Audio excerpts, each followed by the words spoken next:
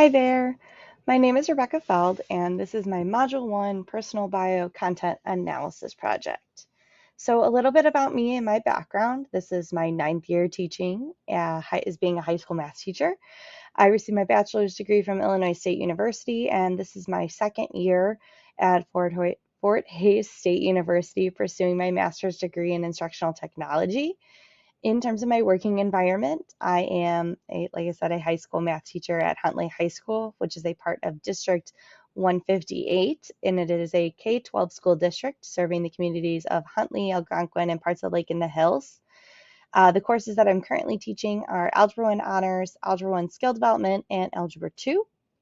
Some demographics about our school according to the Illinois State Board of Education report card in 2022. We are 74.6% white. Our attendance rate is 90.7%. In terms of Title I status, we are considered targeted assistance. So our Title I assistance programs only apply for eligible students in our district. And in terms of our summative designation, we are considered a commendable school. So we are a school that has no underperforming student groups, which I mainly attribute to our RTI programs that we have in place to keep students on track for their grade level. Next, I'm going to discuss our three levels of government and how they affect our education systems. First, our federal government has three branches of government. They are the legislative, executive, and judicial, where our legislative branch is made up of our Congress and special agencies and offices. Their main goals are drafting proposed laws, confirming or rejecting presidential nominations for heads of federal agencies, federal judges, and Supreme Court.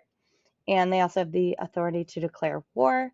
Our executive branch, it consists of our president, vice president, and the cabinet, so advisors to our president, and the judicial branch, which is mainly our Supreme Court and other federal courts, and they evaluate our laws. So specifically what federal education relationship with education. It has pros and cons in terms of the involvement of our federal government in our school systems. In terms of our key decision makers in federal education policy, those are our members of Congress and then the Secretary, Department of Education. How they manage schools, their main role is to make sure that the states and schools are going to comply with the Constitution of the United States and our federal education laws administered by the U.S. Department of Education. The biggest example that comes to my mind is the IDEA law, which is the Individuals with Disabilities Education Act. And it's one of the most referenced federal education laws that are used daily in schools. Basically, a team is formed for a student to develop an IEP, also known as an individualized education plan, and has special education services that the school must provide by law. Some other duties and responsibilities for our federal government in education are to provide funding, which that can be used to improve facilities and provide the district with access to technology. This helps level the playing field for disadvantaged schools or students. And the funding can also go to expanding programs, hiring qualified teachers, after school programs, and professional development for their teachers. Another responsibility for them is standardized tests. This is a con, according to Ableson, since this may lead to the narrowing of curriculum that might not necessarily meet the need of all of its students. Our state government. They are made up of state representatives, which are elective officials that represent specific state districts defined by its population. They represent the interests of their district by supporting particular laws and amendments. They influence how a state budget might be allocated for its resources. In some states, they actually have direct influence over assessments and teacher and administrator evaluations and curriculum. Specifically, what they do for education, those key decision makers in state education policy are our State Board of Education, the chief state school officials, our officers, and state legislators and governors.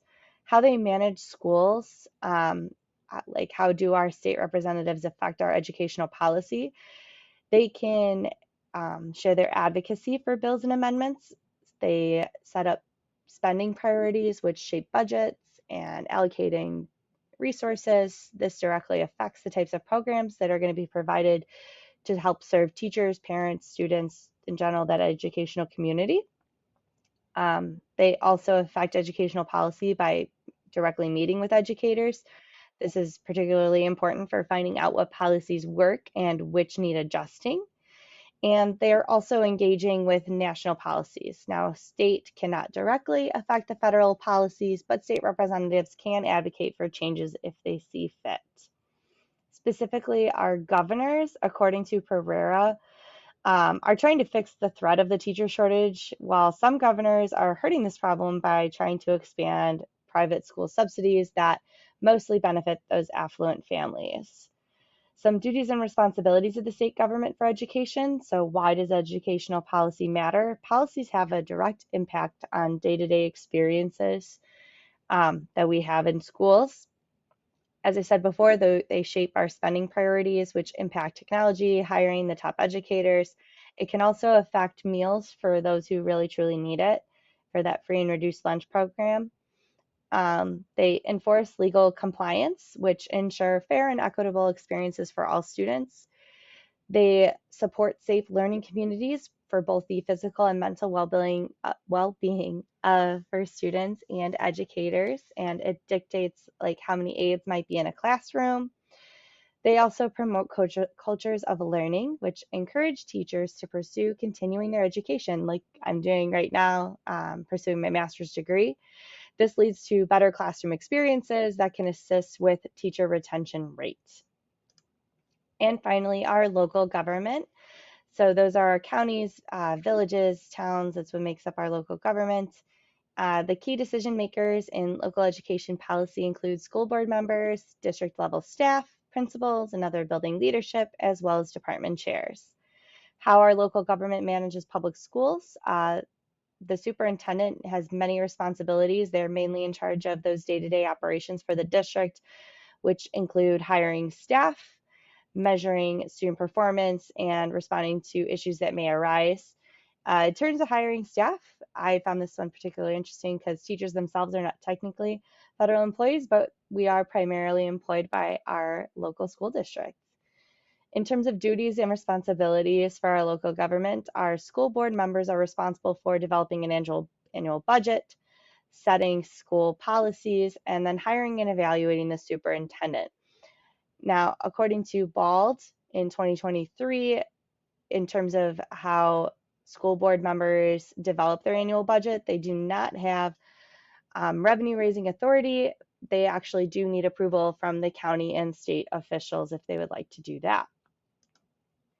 Now, diving in deeper into my local school board, our board members include Andrew Bittman as our president, Laura Murray, the vice president, Gina Gallagher is our secretary, and our other board members include Sean Craddy, Anthony Quagliano, Michael Thompson, and Paul Troy.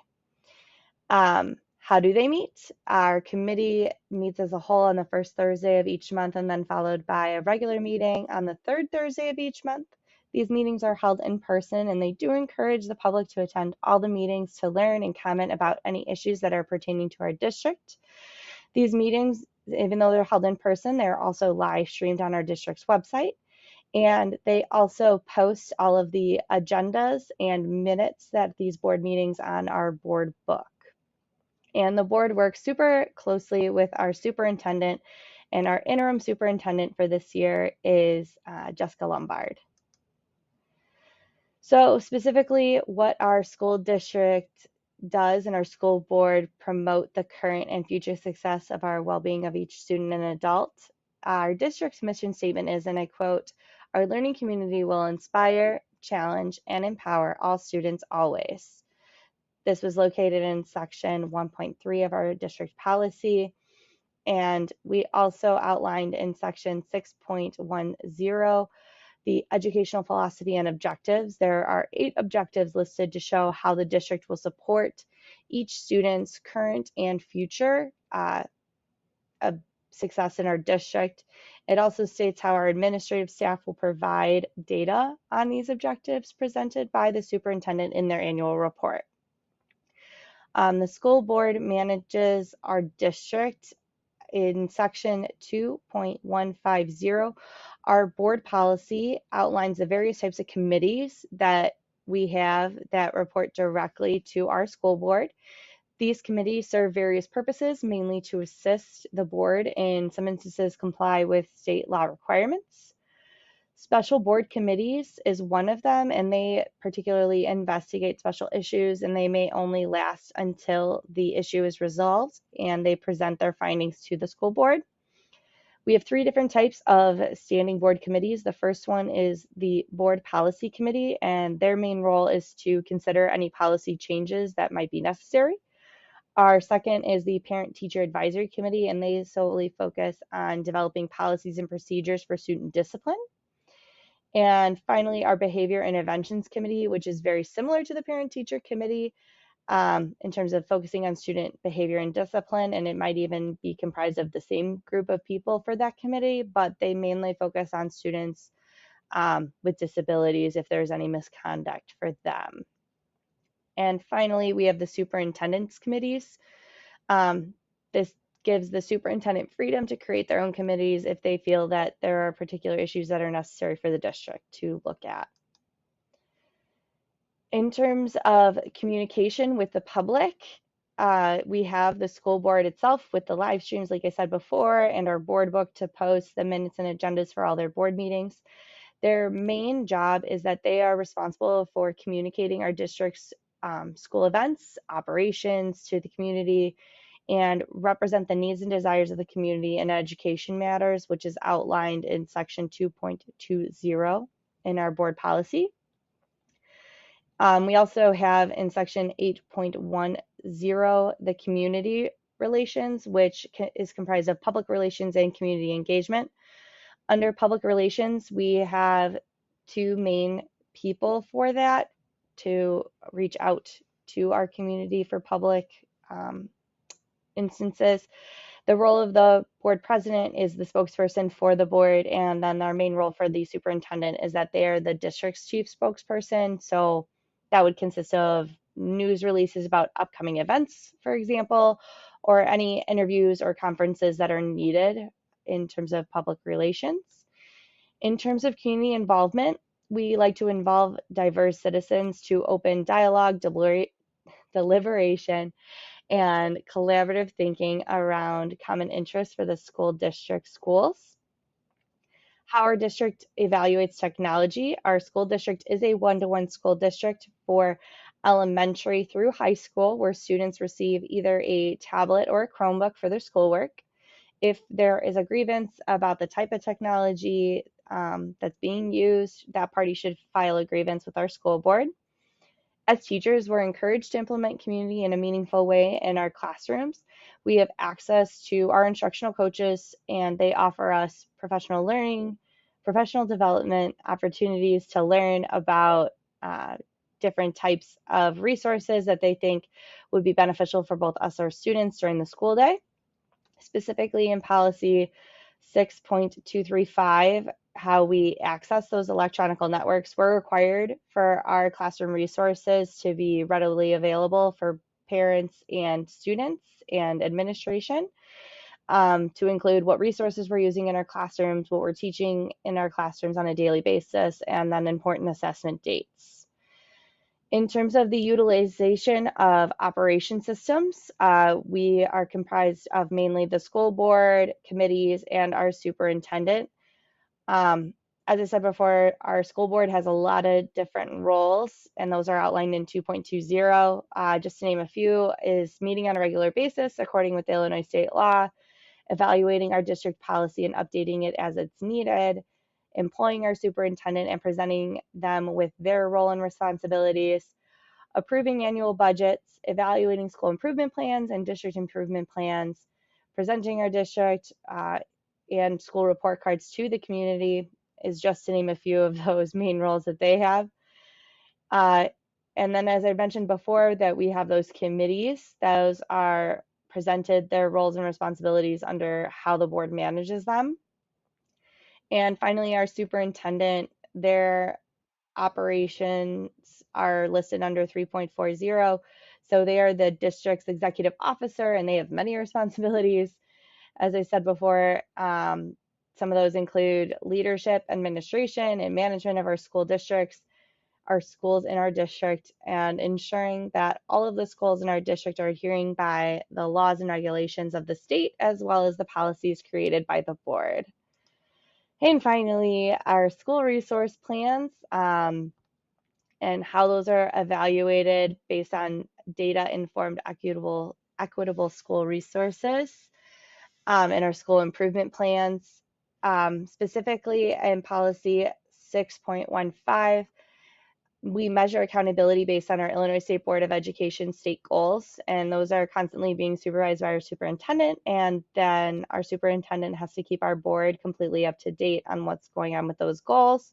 Our school report card, as I mentioned before, in the beginning of our different demographics.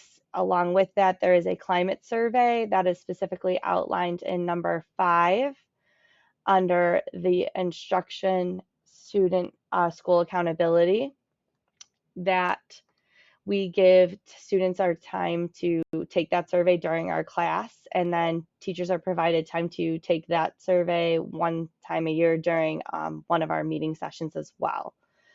In terms of the implementation of laws, rights, policies, and regulations, specifically, we list out those rights and responsibilities of students in section 7.130, and diving deeper into student behavior in section 7.190, which outlines how the district will implement laws, policies, and regulations for our students to promote a safe environment for our schools and everyone in them.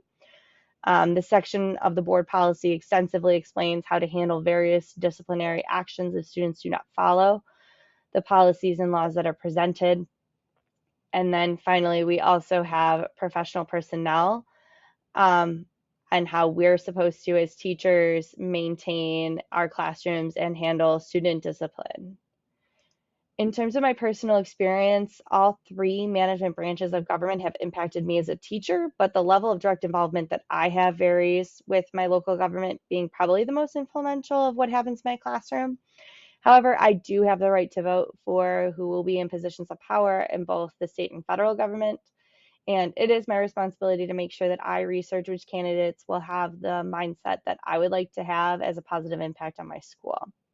Specifically, my impact for and my direct relationship with local government is the interaction that I have with my school board and what they approve being the most influence of what I teach in the classroom. Specifically, last year we were up for curriculum review for mathematics for K-12, and as a math department, I was a part of the subcommittee to help pick our new curriculum for the high school, which is now in place for the next 6 years. I reviewed 4 different curriculums, filled out surveys, evaluating all of them and rating them, and participated in discussions with other teachers before we all filled out our final priority list. And after we picked our curriculum that we thought would be most beneficial for our students, we presented it to the school board for approval, and then they presented it to the community, and the community had several months to read over the curriculum to ensure that it was going to be best for their student. In terms of state, in terms of my direct involvement, I have to keep my state license up to date by making sure that I am filling out the necessary paperwork and attending professional development. For federal government, federal funding directly affects some of the various programs and grants that my school will get.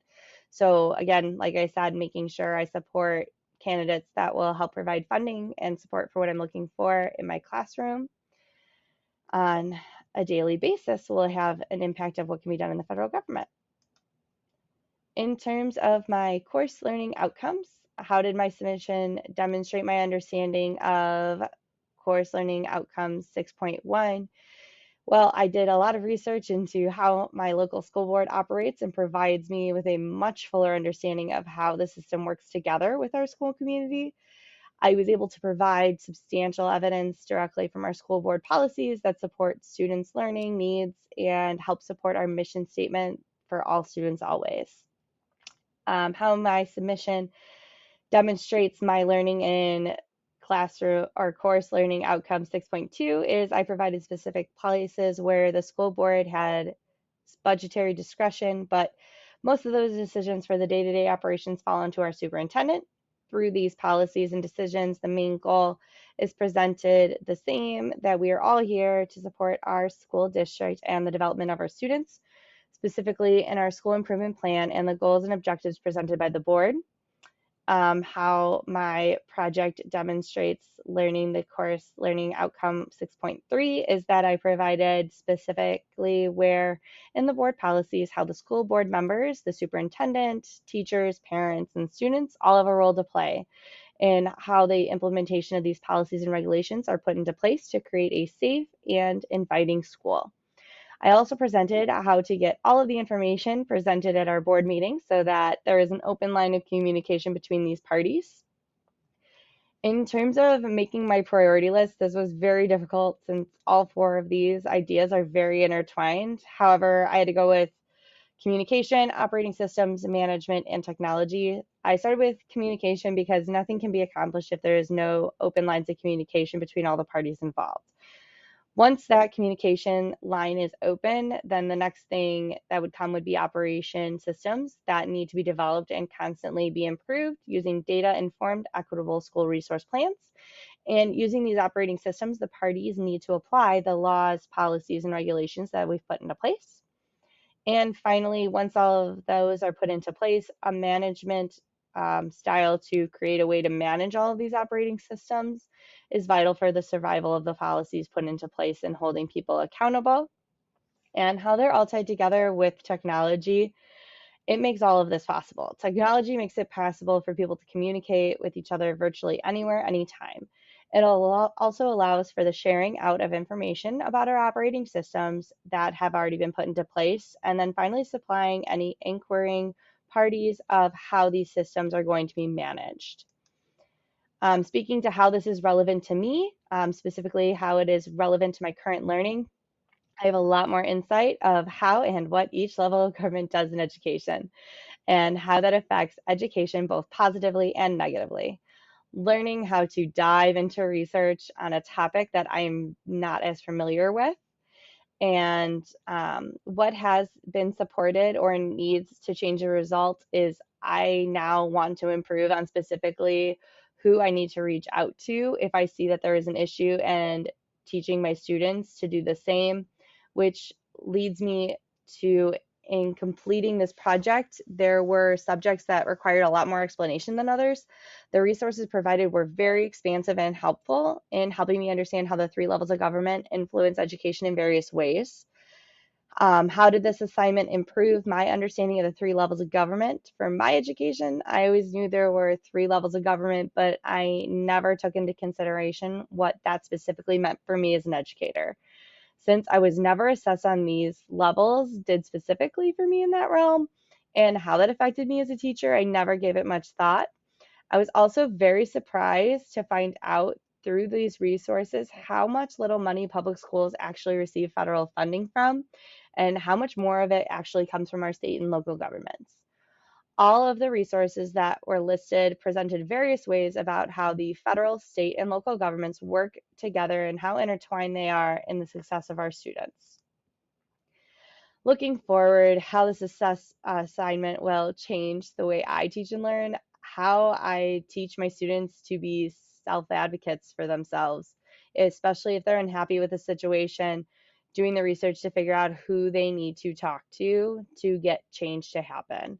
I'm also going to teach my students how to fully complete their research before just jumping to a conclusion. I thought I had a solid grasp on how these levels directly affected me as an educator, but I was naive in thinking how clear cut of an answer it was because there was a lot of gray, a lot of intertwined ideas presented. How will this assignment influence the decisions that I will make as a future educator?